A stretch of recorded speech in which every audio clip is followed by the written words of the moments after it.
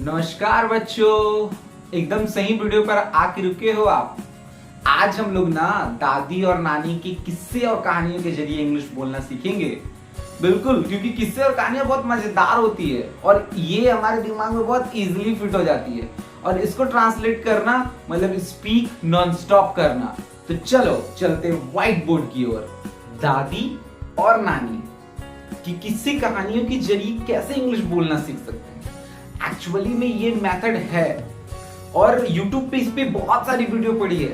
Actually में इस method को स्टोरी टेलिंग मेथड कहते हैं। स्टोरी टेलिंग मेथड मतलब कि कहानियां सुनाना। और जब हम कहानियां सुनाते तो अपने ही एक मजे से मतलब लोगों को सुनाते हैं और लोग भी बहुत मजे से सुनते हैं। बहुत सारे आपके ग्रुप में ऐसे दोस्त होंगे ना, फेकू फ्रेंड। अरे तेरे को क्या बताऊं, इतना पैसा है ना मेरे पास, इतना पैसा है ना। अरे दुनिया में ऐसा जेब नहीं होगा जिसमें अपना पैसा फिट हो, समझा। ऐसा पैसा बहता है जेब से, ऐसा दिखता है। अरे भाई तेरे को क्या पता तेरा भाई क्या क्या कर दिया, ये कर दिया वो कर दिया। तो वो भी एक तरह से क्या करता है, एक कहानी ही सुनाता है।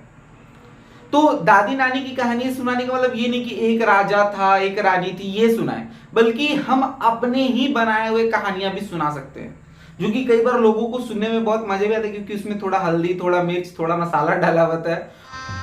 गजब बेइज्जती है। और कई बार सुनने में इसलिए भी मजा आता है क्योंकि थोड़ा फिक्सुअल टाइप का लगता है। मतलब इमेजिनेशन वो थोड़ा ज्यादा हो जाता है। मतलब हम वही बोलते हैं, उसमें तो हम हीरो रहते हैं। भाई साहब कुछ ज्यादा नहीं हो गया ये? समझ रहे ना, आपकी स्टोरी टेलिंग मेथड ये है। अब आप किस तरीके का स्टोरी टेलिंग कर सकते हैं और कैसे इंग्लिश स्पीक कर सकते हैं, तो देखो बहुत सारे तरीके हैं। आप पास्ट में कर सकते हो, प्रेजेंट में कर सकते हो, बट इसको स्टार्ट करने से पहले आपको टेंस कंप्लीट होना चाहिए बॉस। क्योंकि if you haven't a knowledge of tense so you can't speak English, because if you haven't knowledge of tense so you how can you translate the sentence. If you are not to translate the sentence how can you speak. समझ रहे हो ना। तो अब देखो, जैसे अब यहाँ पे मैं एक ले लेता हूँ ना कि मेरे ड्रीम प्लेस के बारे में। मेरा ड्रीम प्लेस बहुत पसीना, गर्मी भी बहुत है। देखो आप लोगों के लिए मतलब ये मेथड मैं इसलिए लाया हूँ क्योंकि मैं चाहता था कि आप लोग इस मेथड के थ्रू मतलब बोलना सीख सको। तो वीडियो को लास्ट तक देखना।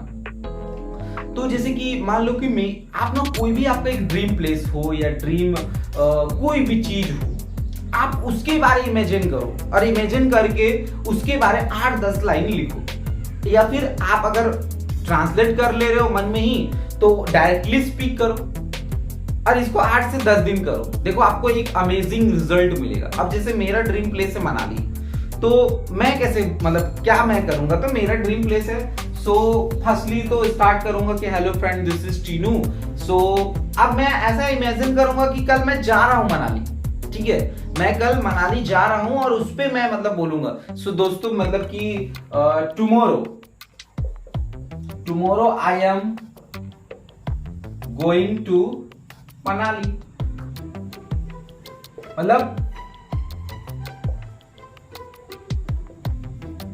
टुमारो कल मैं मनाली जा रहा हूं। देखो कल मैं मनाली जा रहा हूं क्योंकि वो मेरा ड्रीम प्लेस है। Because Manali is my dream place. देखो 2 लाइन तैयार हो गया ना। इसी तरीके से आपको मतलब अपने आप को या अपने दोस्तों को मतलब एक कहानी बना के सुनाना कि tomorrow I am going to Manali because Manali is my dream place. तो आपको मतलब जैसे इजी लगे ना, आप अगर 1 by 1 Hindi to English translate करना इजी लगे तो वैसे करो। अगर आप मन में ही ट्रांसलेट कर रहे हो तो दैट्स ओके। जैसे कि मैं मन में ट्रांसलेट कर ले रहा हूँ, तो मैं अपने मनाली के बारे में इमेजिन करूंगा और एक स्टोरी तैयार करूंगा। जैसे कि tomorrow I am going to Manali because Manali is my dream place and I will definitely get fun of toy train because toy train totally made by wood. वो पूरा ना लकड़ी का बना होता है। So what will I tell about of toy train, my friends? Toy train is I think amazing train because he runs slowly. मतलब और when you get fun of the train, then you can visit a cartoon world because the station is a totally clean. I never seen that type of stations, and everywhere greenness. And when you visited the November to February month, then you can easily see the ice in everywhere. So इस तरीके से आप ना एक मतलब बना सकते हो कहानी की, मतलब अगर आप मतलब मनाली में जाऊंगा ना तो मतलब मैं से मतलब अच्छा अब मेरा ड्रीम प्लेस है। अब मैंने इसके बारे जब ड्रीम प्लेस है भाई तो मैंने यूट्यूब पे जरूर सर्च किए होंगे, तो मैं यूट्यूब पे जो देखा हूँ वही लोगों को थोड़ा बहुत बढ़ा चढ़ा के बोलूंगा कि भाई कल जा रहा हूँ। तो ये क्या हुआ, ये एक मैंने स्टोरी तैयार किया। कई बार लोग कहीं गए नहीं रहते मगर फेंकते हैं ना उस जगह के बारे में बताते हैं। तो इस तरीके से ये एक स्टोरी टेलिंग है मेथड, जहां पे आप एक स्टोरी तैयार करते हो और स्टोरी तैयार करके लोगों को सुनाते हो। तो आप भी एक स्टोरी तैयार करो और स्टोरी तैयार करके लोगों को सुना सकते हो, लोगों को बता सकते हो।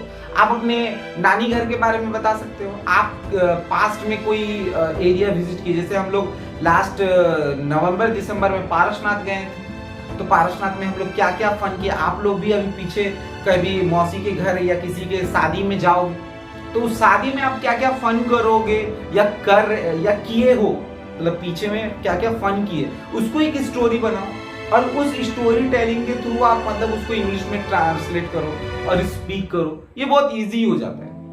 मेरी बातें समझ आ रही ना आप लोगों को? ये बहुत इजी हो जाता है और बहुत मजेदार हो जाता है। तो इस तरीके से आप स्टोरी टेलिंग के थ्रू मतलब स्पीक कर सकते हो, ना कि एक किताब ले लो, वहां पे किताब में तो ऑलरेडी पूरा इंग्लिश में भरा हुआ है। तो आप कैसे, अभी तो आप बिगिनर हो, अभी आप कैसे आप ट्रांसलेट कर पाओगे? आपको अभी अपने ही नॉर्मल वर्ड्स, नॉर्मल सेंटेंस में स्टोरी टेलिंग मेथड को सीखना होगा। बहुत सारे यूट्यूब में लोग हैं जो मतलब टफ लाइन्स है, टफ सेंटेंसेस है, वर्ड्स है, उसको डायरेक्टली ट्रांसलेट करने सिखाते हैं। मगर मुझे लगता है कि बिगिनर्स लोगों के लिए बहुत टफ हो जाता है। तो आप अपनी ही स्टोरी स्टार्टिंग में कहीं शादी में गए या कहीं जाओगे या फिर कहीं गांव जाने के लिए बहुत एक्साइटेड हो, तो उसको एक मतलब मन में ही मनगढ़ंत स्टोरी तैयार करो और उसको इंग्लिश में स्पीक करो। 1 वीक करोगे, देखोगे आपको एक अमेजिंग रिजल्ट मिलेगा। तो आई होप बच्चों ये स्टोरी टेलिंग मेथड आपको बहुत अच्छा लगा होगा और समझ आया होगा। अगर आपको ये मजा आया तो प्लीज कमेंट सेक्शन में बताना कि आपको ये स्टोरी टेलिंग मेथड समझ आया कि नहीं। Thank you.